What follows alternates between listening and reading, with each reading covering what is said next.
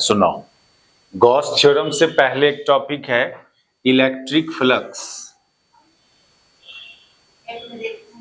हाँ सुनो, electric flux सबसे पहले इसमें क्या करना है, एक सरफेस लेना है जो इलेक्ट्रिक फील्ड में लाई कर रहा। अच्छा, इलेक्ट्रिक फील्ड लाइंस तो पढ़ा ही नहीं और उसको यूज कर रहे हैं हम लोग, चलेगा चलेगा ना। तो एक सरफेस है जो इलेक्ट्रिक फील्ड में लाई कर रहा है, एग्जिस्ट कर रहा है। दैट इज उस सरफेस के क्रॉस कुछ इलेक्ट्रिक फील्ड लाइंस का क्रॉसिंग होगा, कुछ लाइन क्रॉस नहीं करेगा। तो consider a surface in electric field. अब क्या करना, इस सरफेस में से कहीं पर एक एलिमेंट कंसीडर करो और इस एलिमेंट का एक एरिया वेक्टर डिफाइन करेंगे, वेक्टर ds। फिर take an element vector ds, element vector ds, इसको बोलेंगे हम लोग एरिया वेक्टर, एरिया वेक्टर। और जब वेक्टर बोल रहे हैं इसको, तो it is directed outward normal. देखो, एरिया स्ट्रिक्टली एक स्केलर क्वांटिटी होता है, लेकिन कहीं कहीं पर फिजिक्स में इसको वेक्टर की तरह बिहेव किया गया। और कहां कहां पर वेक्टर की तरह बिहेव किया गया एरिया को, तो जहां पर कोई चीज का क्रॉसिंग हो रहा हो किसी एरिया के थ्रू। जैसे यहां पर इलेक्ट्रिक फील्ड लाइंस का क्रॉसिंग हो रहा है इस एरिया के क्रॉस, तो उस जगह एरिया को वेक्टर मान रहे हैं हम लोग। फ्लूइड में, फ्लूइड डायनामिक्स में कोई ट्यूब के थ्रू मान लो लिक्विड का क्रॉसिंग हो रहा होता है, तो वहां भी एरिया को वेक्टर मानते हैं हम लोग। तो जब कोई चीज का फ्लो हो रहा है किसी एरिया के क्रॉस, फिजिक्स में उस जगह एरिया को वेक्टर माना गया, और अदर जगह जहां फ्लो की बात नहीं है वहां पर स्केलर माना गया है। तो जब आप इसको वेक्टर मान रहे हो, इसका डायरेक्शन डिफाइन करेंगे। तो डायरेक्शन के लिए बोल रहे हैं हम लोग directed outward normal to the area, outward normal to the area. अब ये outward normal to the area को समझना है तो ऐसे समझिए आप, सपोज करो एक स्फेरिकल सरफेस है, इसमें से कोई एलिमेंट आप लेते हैं, तो इस एलिमेंट का एरिया वेक्टर, इसके लिए नॉर्मल कौन होगा? नॉर्मल तो रेडियल डायरेक्शन होता है। यदि टुकड़ा स्फेयर का हो तो उसके लिए नॉर्मल रेडियल डायरेक्शन नॉर्मल। तो ये रेडियली इनवर्ड हुआ और ये रेडियली आउटवर्ड हुआ, तो ये हुआ आउटवर्ड नॉर्मल, ये होगा वेक्टर ds का डायरेक्शन। आउटवर्ड नॉर्मल जो बोल रही है, आउटवर्ड इनवर्ड की बात कब होता है? जब एरिया क्लोज्ड हो। क्या एरिया क्लोज हो तब ना ये मीनिंगफुल रहेगा आउटवर्ड। लेकिन कहोगे सर यदि हम लोग ये सरफेस ओपन सरफेस होगा, क्लोज सरफेस नहीं होगा, तो फिर किधर लेंगे एरिया का डायरेक्शन? क्लोज्ड सरफेस के केस में तो कंफर्म है, आप ऑलवेज किधर लेना, आउटवर्ड नॉर्मल लेना। लेकिन ओपन सरफेस हो, जैसे मान लो एक रेक्टेंगुलर प्लेट है, इसमें से आपको कोई एलिमेंट लिया, या इसी का एरिया की बात करना है, इसमें तो दो नॉर्मल, एक इधर और एक इधर, तो किस नॉर्मल की तरफ लेंगे एरिया का डायरेक्शन? तो इसके लिए आप क्या करना, फील्ड को देखना। फील्ड का क्रॉसिंग यदि ऐसे है इस साइड से इस साइड, तो इधर वाले नॉर्मल के लॉन्ग लोगे एरिया का डायरेक्शन। और यदि फील्ड का क्रॉसिंग ऐसे हुआ हो, समझे, तो फिर इसका, इसमें से कोई एलिमेंट ले रहे हो तो उसका एरिया नॉर्मल इधर वाला नॉर्मल के लॉन्ग आप एरिया का डायरेक्शन लेंगे। लेकिन क्लोज्ड सरफेस में ऑलवेज किधर लेना है, आउटवर्ड नॉर्मल लेना है। न्यूमेरिकल हम लोग को फ्लक्स का ओपन सरफेस का भी मिलेगा, जहां जहां ओपन सरफेस का मिलेगा वहां पर एरिया का डायरेक्शन देखना, फील्ड को देखना। तब फील्ड किधर से किधर जा रहा है, फील्ड यदि ऐसे गया है तो इधर वाला नॉर्मल के लॉन्ग, फील्ड उस साइड से इस साइड आया तो इधर वाले नॉर्मल के लॉन्ग। उतारेगी? अच्छा ठीक। फ्लक्स अभी डिफाइन नहीं किए हम लोग, पहले तो एक सरफेस की बात किया जो इलेक्ट्रिक फील्ड में रखा हुआ है। ये बात कैसे दिखा पाए हम लोग कि कोई सरफेस है जो इलेक्ट्रिक फील्ड में रखा हुआ है, कुछ फील्ड लाइंस ड्रॉ कर दिया, फिर उस सरफेस में से एक एलिमेंट लेने की बात किए, उस एलिमेंट का हम लोग यहां पर एरिया वेक्टर डिफाइन किया, outward normal.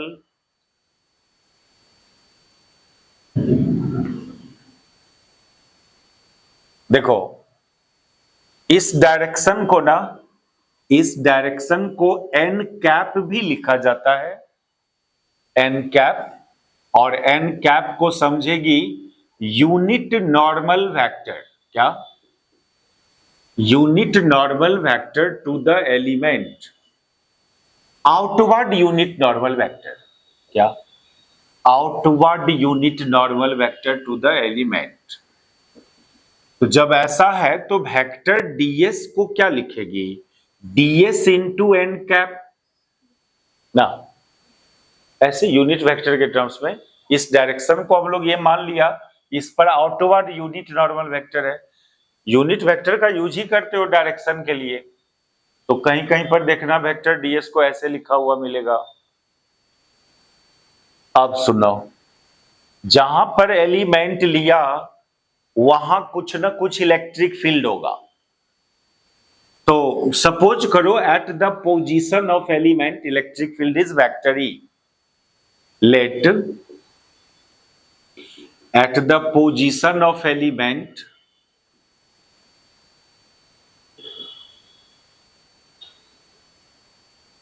electric field is vector E.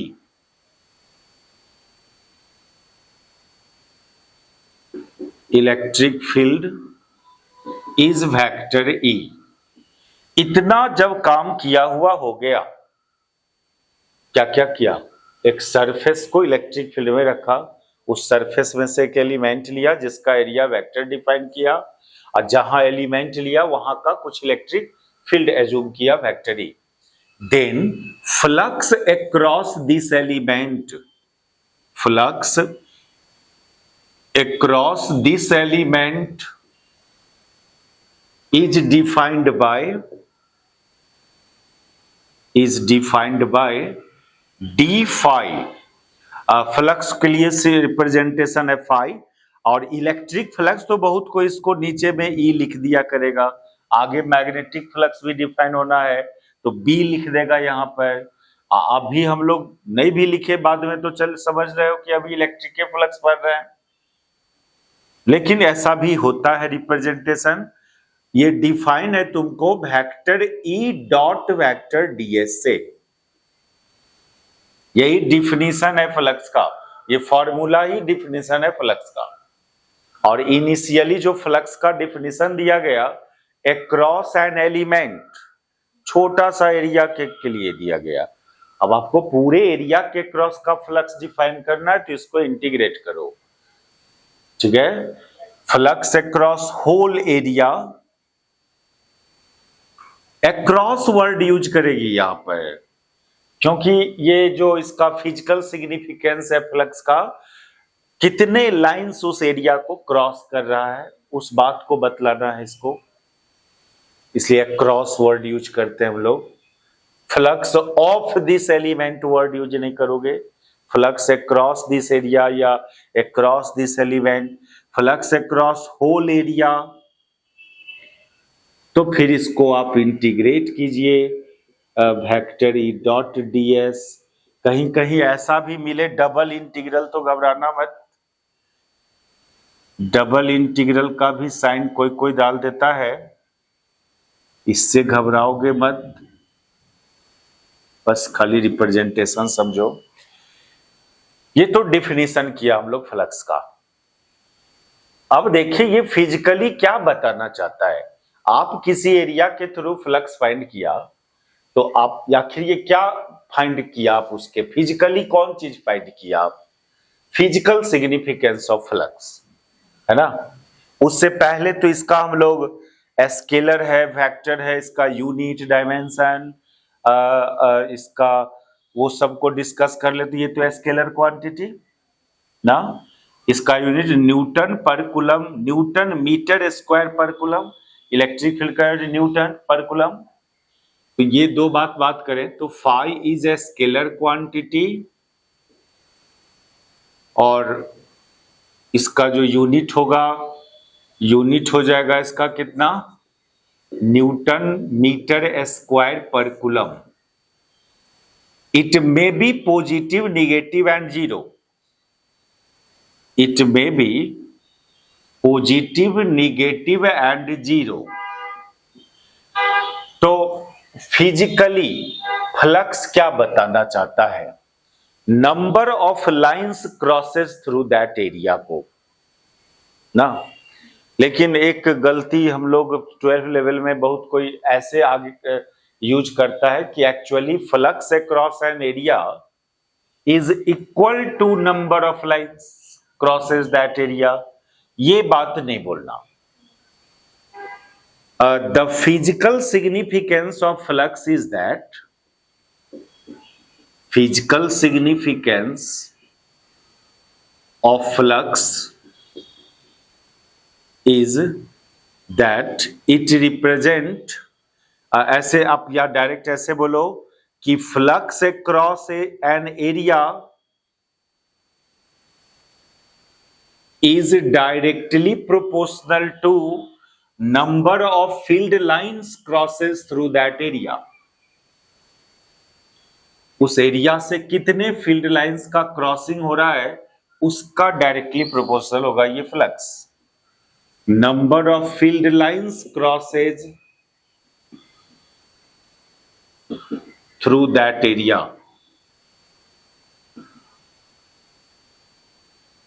that is phi proportional to n, where n is कितना लाइन उस एरिया को क्रॉस किया। जितना ज्यादा लाइन क्रॉस किया उतना ज्यादा फ्लक्स हुआ, ऐसा मीनिंग मत समझना। मीनिंग ऐसे समझना, जितना ज्यादा फ्लक्स का वैल्यू आया समझेंगे उतना ज्यादा लाइन क्रॉस किया।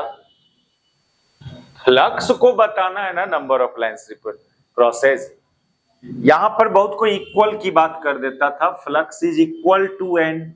यदि मान लो कोई एरिया के थ्रू फ्लक्स निकाला तो आया 10 न्यूटन मीटर स्क्वायर पर कूलम, तो ये लोग समझ लेता था कि उस एरिया से 10 ही गो फील्ड लाइन का क्रॉसिंग हुआ। ऐसा बात नहीं है, ये टोटली गलत बात। मान लो कोई चार्ज पार्टिकल लेते हो आप, इस केस में इलेक्ट्रिक फील्ड लाइंस का पैटर्न ऐसा होता है,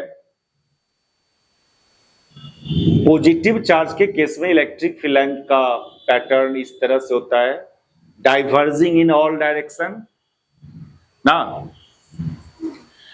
अब बताओ, अब कोई एरिया लिया तुम यहां पर, तो हम बोलेंगे कि नहीं 3 गो लाइन क्रॉस किया इस एरिया से। और ये भी तो कंसेप्ट है ना कि 2 लाइन के बीच नंबर ऑफ लाइंस हो सकता है। तब तो वो आदमी बोलेगा नहीं तुम 4 गो 5 गो लाइंस क्रॉस कर रहा है। ये गारंटी नहीं है कि 3 ही गो क्रॉस करेगा, क्योंकि 2 लाइन के बीच और भी लाइंस ड्रॉ किया जा सकता है। एग्जैक्ट नंबर ऑफ लाइंस ना बोल सकती हो, हाँ प्रोपोर्शनल की बात कर सकती हो, किससे ज्यादा क्रॉस किया किससे कम क्रॉस किया। एग्जैक्ट कितना क्रॉस किया ये बात नहीं कर सकती है। तो ऐसा मत करेंगे हम लोग, समझ है ना, क्योंकि 2 लाइन के बीच नंबर ऑफ लाइन संभव है। तो flux is actually not equal to number of lines crosses that area, it is proportional to number of lines crosses through the area. हम लोग ऐसे भी बोल सकते हैं, अब छाता है, छाता का फ्लक्स निकालो, तो छाता का के क्रॉस फ्लक्स निकाला मतलब क्या निकाला, कितना रे ऑफ लाइट उसके एरिया को क्रॉस कर रहा होगा। क्या ये मेजरेबल है क्या, नहीं ना, एग्जैक्ट नंबर तो नहीं मेजर कर सकती हो, बस इतना बोल सकती है किस छाता से ज्यादा रे ऑफ लाइट एब्जॉर्ब होगा कम होगा, जिसका एरिया ज्यादा होगा समझेंगे उस। तो फ्लक्स एक्चुअली क्या हुआ, न्यूमेरिकल मेजरमेंट हुआ किस बात का, किस एरिया से कितना ज्यादा लाइंस का क्रॉसिंग हो।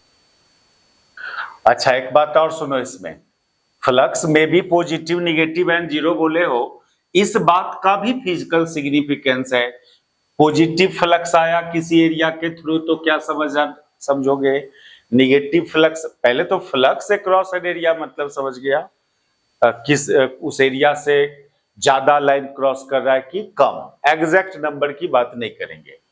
और साइन, फ्लक्स का साइन पॉजिटिव निगेटिव यदि जीरो है तो इसका भी अपना एक फिजिकल सिग्निफिकेंस है। Positive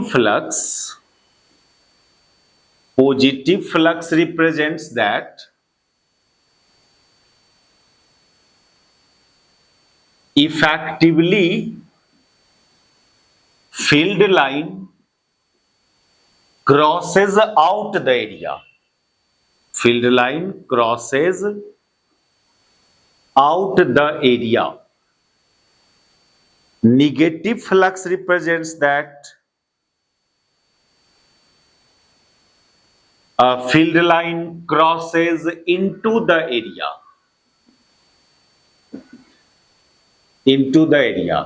And zero flux represents that number of lines crosses into, पूरा लिख दो, zero flux represent that number of lines crosses into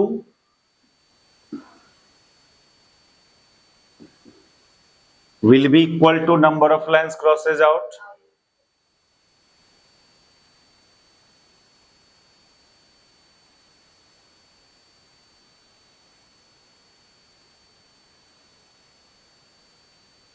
ठीक है, इस सब का एक एक फिगर देखिए आप,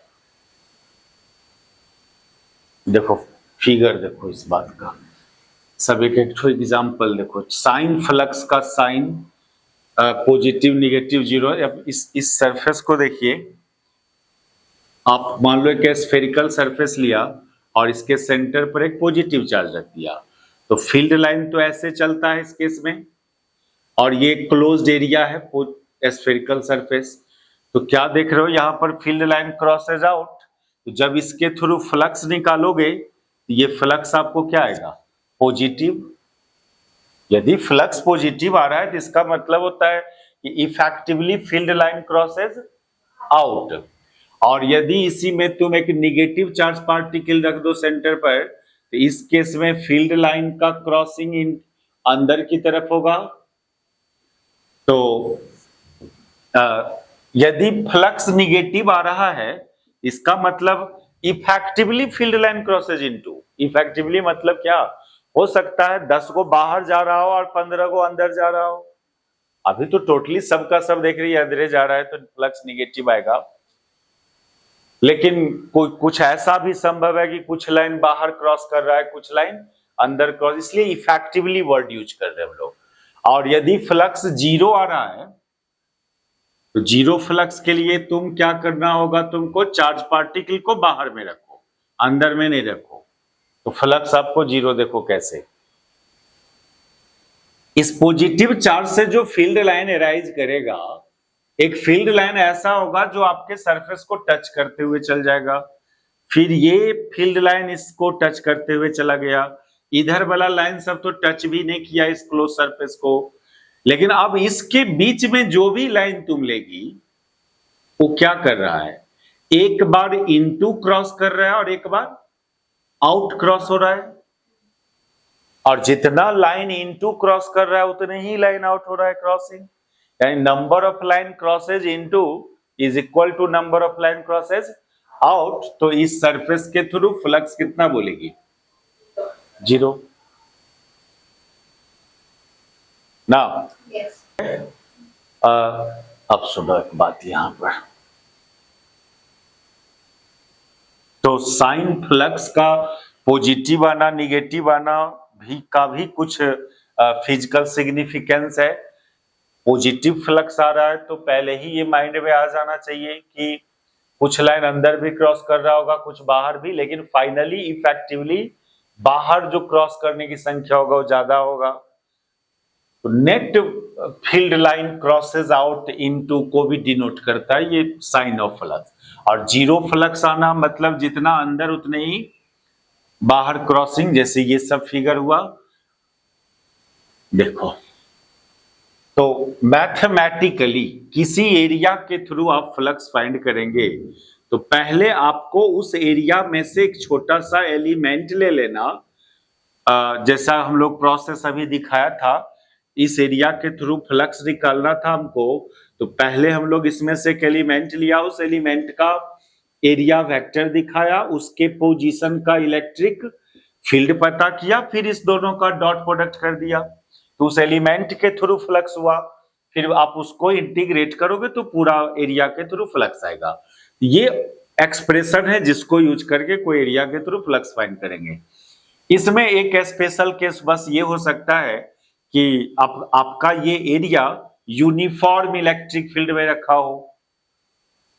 if surface is kept in uniform electric field, uniform electric field का ये रिप्रेजेंटेशन होता है।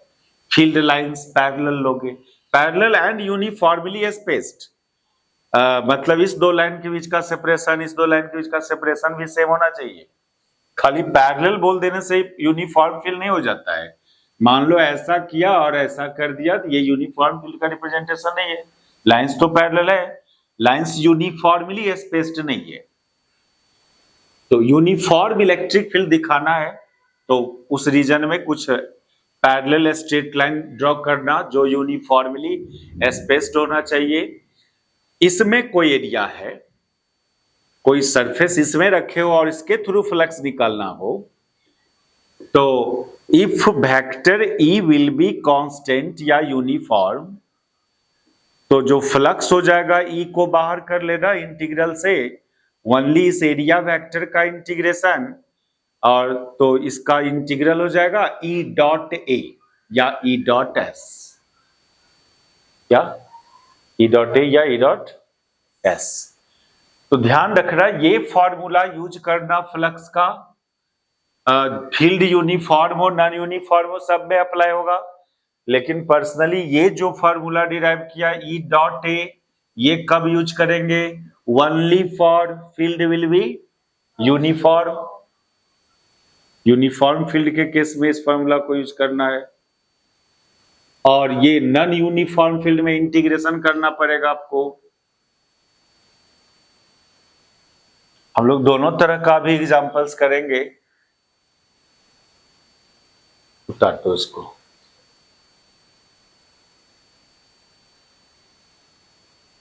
फ्लक्स फाइंड करना मतलब उस एरिया से कितना क्रॉसिंग हुआ उस चीज का, इलेक्ट्रिक फील्ड लाइंस का कितना क्रॉसिंग हुआ, या कोई रे ऑफ लाइट है उसका कितना क्रॉसिंग, कोई रे ऑफ अभी वर्षा का बूंद गिर रहा है वो भी एक रे होगा, कोई छाता रखे हो उसका कितना क्रॉसिंग हुआ। तो फिजिक्स के लैंग्वेज में इसको हम लोग फ्लक्स बोलते हैं। इस छाता का फ्लक्स ज्यादा है कम है। देखो एक्सरसाइज का फर्स्ट क्वेश्चन,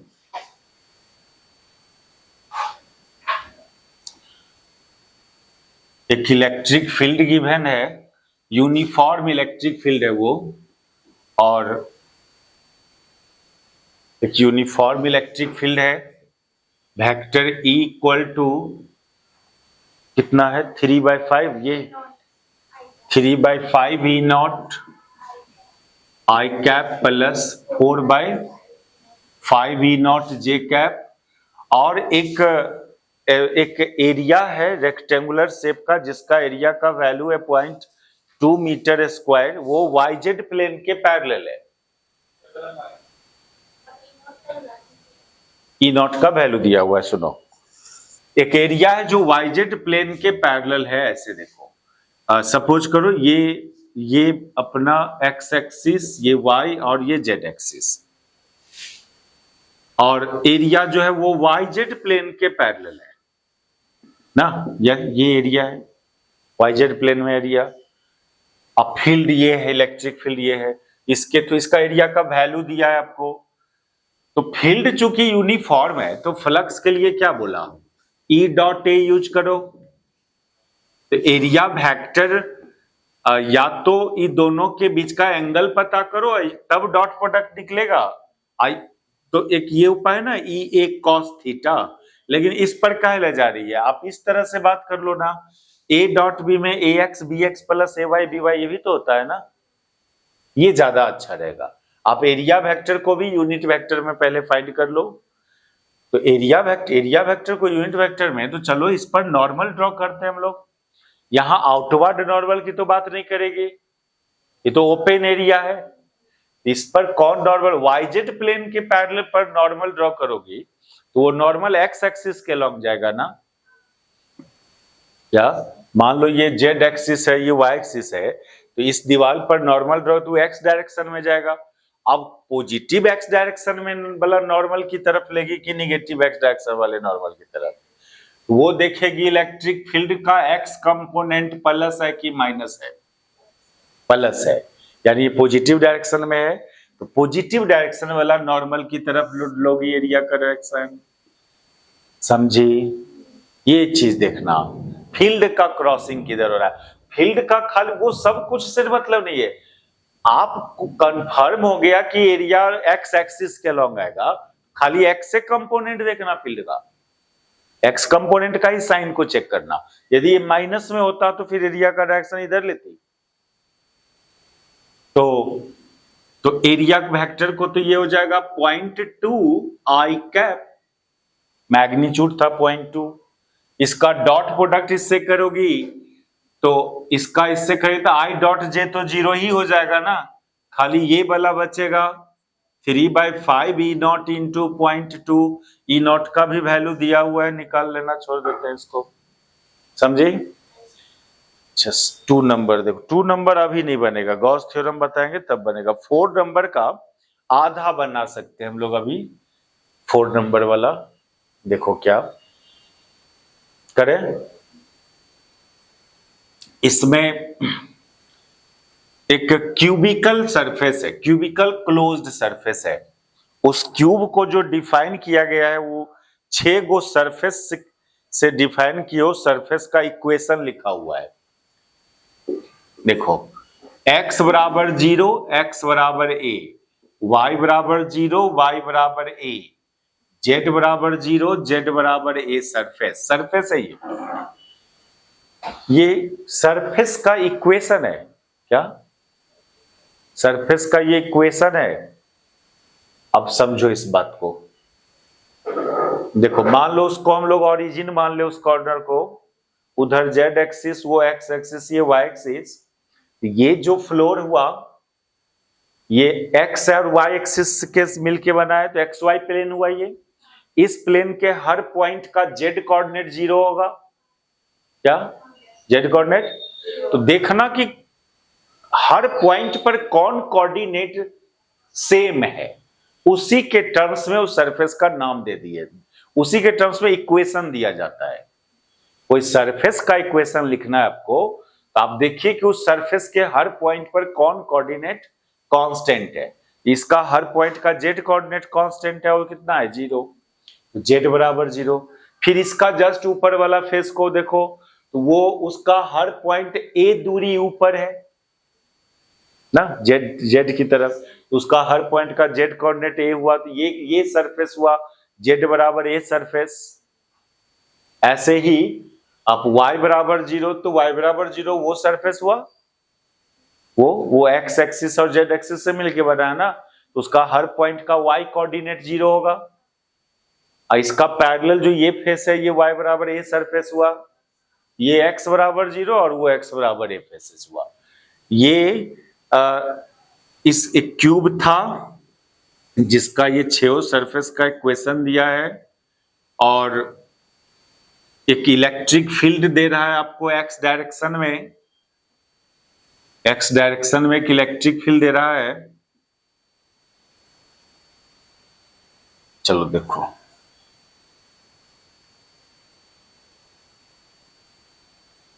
तो इसको हम लोग ओरिजिन मान लेते हैं ना, और ये x एक्सिस, ये y एक्सिस और ये z एक्सिस,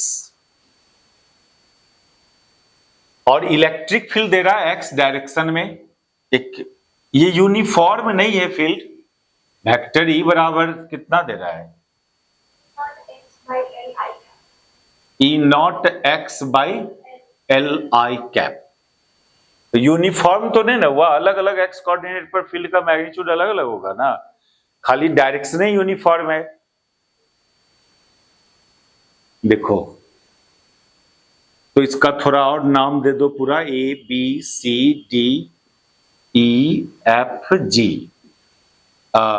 ए हो गया साइड लेंथ इस क्यूब का, तो इस क्यूब के थ्रू आपको फ्लक्स फाइंड करना है, क्यूब के क्रॉस का फ्लक्स निकालना। 6 सरफेस है, 6 सरफेस के थ्रू आपको इंडिविजुअली फ्लक्स फाइंड करना होगा, फिर ऐड करना साइन के साथ। किसी के थ्रू फ्लक्स पॉजिटिव आएगा, माइनर नेगेटिव आएगा, तो सब फेसेस के क्रॉस आप इंडिविजुअली फ्लक्स निकालोगे। चलो हम लोग निकालते हैं flux across O A B C. Flux across O A B C, चूंकि फील्ड नॉन यूनिफॉर्म है तो आप सोचोगे इंटीग्रेशन मेथड से निकालना है। अभी ना यूनिफॉर्म में ना ई नॉट ई डॉट ए की बात किया था।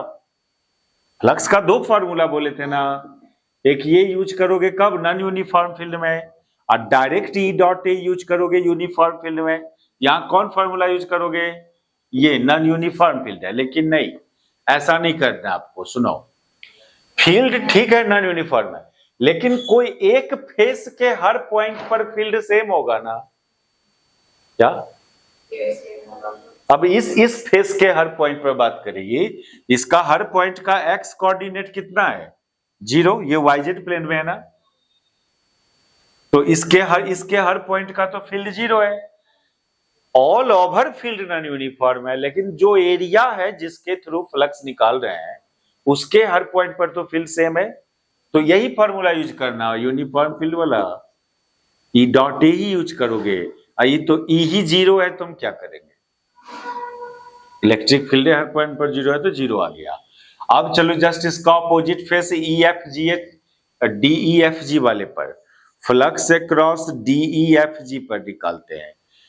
तो यहां पर फ्लक्स निकालोगे तो ई डॉट ए यूज करोगे, इसका ई का वैल्यू के लिए एक्स का, इसके हर पॉइंट का एक्स कोऑर्डिनेट कितना? ए ना, तो इसके हर पॉइंट का इलेक्ट्रिक फील्ड कितना हो जाएगा? ई नॉट ए बाई एल हो जाएगा। इसका एरिया वेक्टर इधर जाएगा ना, आउटवर्ड नॉर्मल उधर होगा, ये इनवर्ड नॉर्मल ना हो जाएगा क्यूब के लिए, क्यूब तो क्लोज सरफेस है, तो फील्ड भी उधर ही है, एरिया वेक्टर भी उधर ही है। तो ये तो डायरेक्ट ई ए कॉस 0 डिग्री कर दोगी।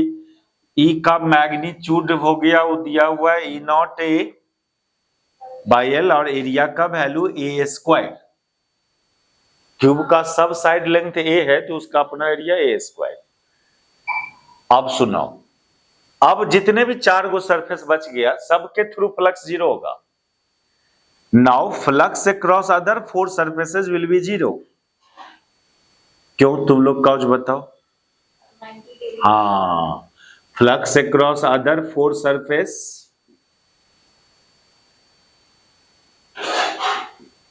Will be 0। ब्रैकेट में लिख दे रहे हैं E vector and area vector is perpendicular to each other. देखो ना, अब इस फेस की बात करेगी, इस फेस का आउटवर्ड नॉर्मल पॉजिटिव एक्सिस के लॉन्ग, एरिया का डायरेक्शन में जे कैप लगाओगी, अब फील्ड में आई कैप है तो डॉट प्रोडक्ट 0 हो जाएगा। इसलिए टोटल फ्लक्स की बात करोगे तो बस इतने ही के बराबर हुआ ना टोटल फ्लक्स भी। इसलिए total flux simply E not by L A Q. इसमें कुछ और बात फाइंड कर रहा नहीं बोल रहा है, लेकिन अभी हम लोग गॉस थ्योरम नहीं पढ़े हैं इसलिए वो चीज नहीं होगा। फ्लक्स निकाल, चार्ज इनक्लोज निकालने बोल रहा है, टोटल चार्ज इनक्लोज्ड।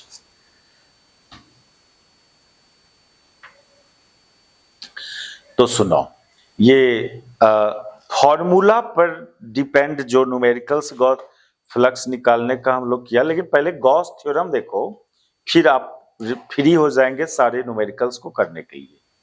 है ना। ओनली इस फॉर्मूला पर ज्यादा क्वेश्चंस नहीं है एक्सरसाइज में अभी। कभी मिले तो ये ध्यान रखना, निकाल के बताया ना। एक एनसीईआरटी में देख सकती हो, एक न्यूमेरिकल है सॉल्व्ड में, वो है ये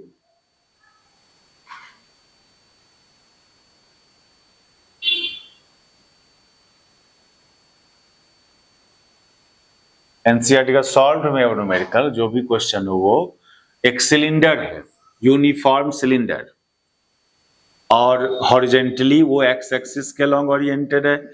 ये सब बात बोल रहा है आपको, और इसके मिड पॉइंट पर बोला है ओरिजिन मानने, इधर एक्स एक्सिस और इधर वाई एक्सिस। इसका लेंथ गिवन है सिलेंडर का, ये सब गिवन है। चलो सुनो, फिर बोला है कि ओरिजिन से इस साइड इलेक्ट्रिक फील्ड इस डायरेक्शन में है, और एक यूनिफॉर्म है E बराबर E नॉट आई कैप, और इससे इधर इलेक्ट्रिक फील्ड इस डायरेक्शन में है,